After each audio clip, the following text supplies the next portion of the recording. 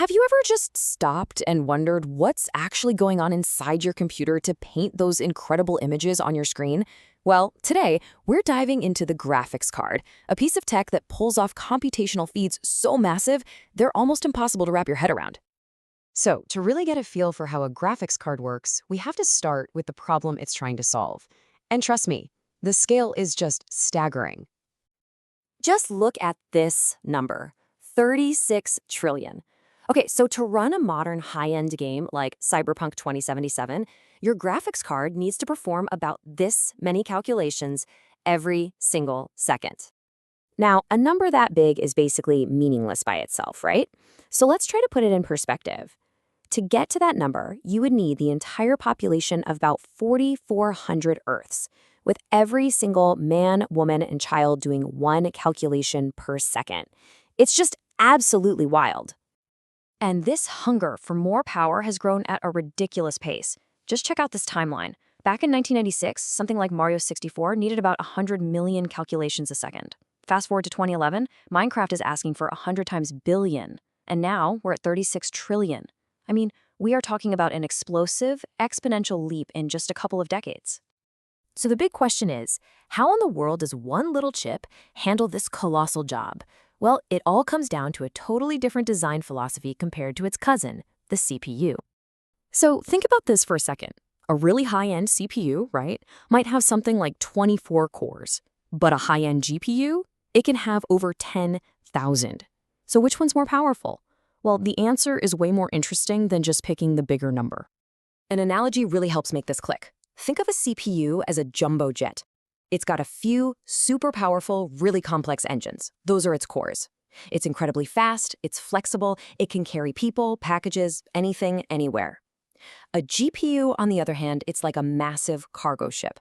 It has thousands of little, simple engines. It's not as fast, it's not as flexible, but it is built for one thing and one thing only, carrying an unbelievable amount of the same kind of stuff all at once.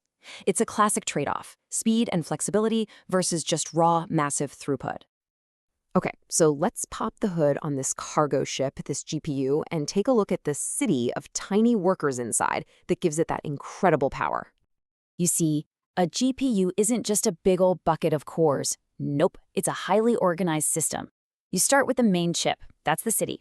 The city is divided into districts, which we call graphics processing clusters. Each of those districts has multiple blocks or streaming multiprocessors.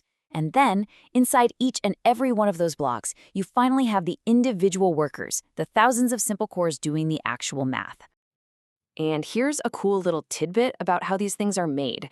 Creating these chips is so insanely difficult that tiny mistakes are pretty much guaranteed.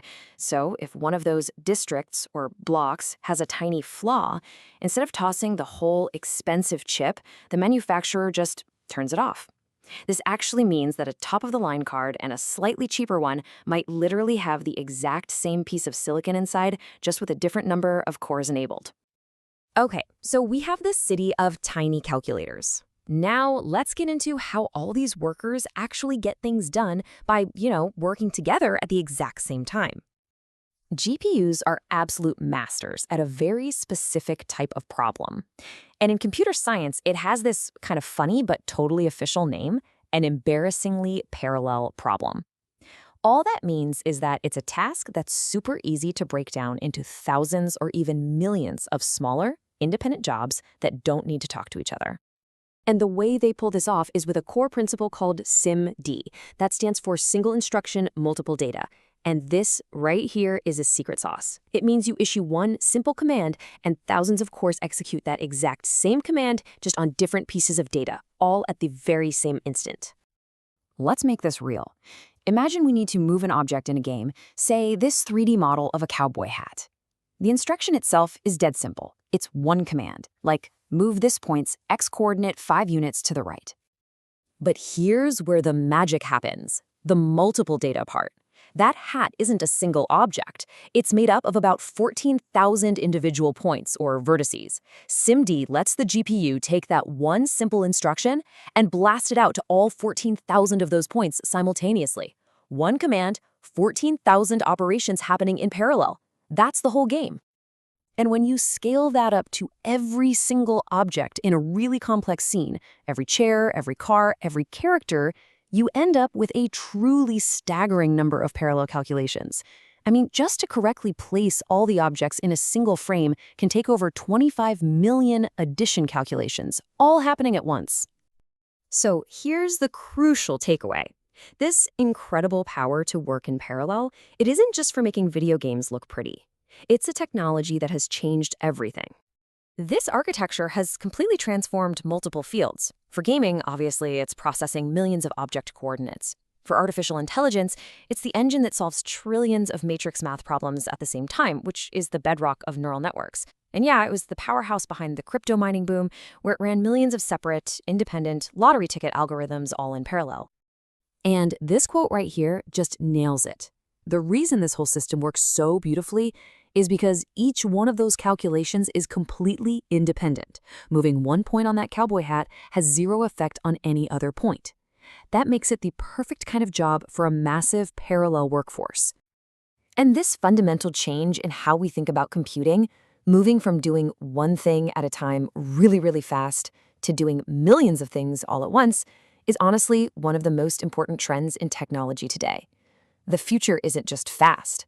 The future is parallel. So that kind of leaves us with one big final thought. This cargo ship architecture, this mind-blowing ability to process mountains of data in parallel, has already given us photorealistic gaming and the entire AI revolution. The really exciting question is, what's it going to unlock next?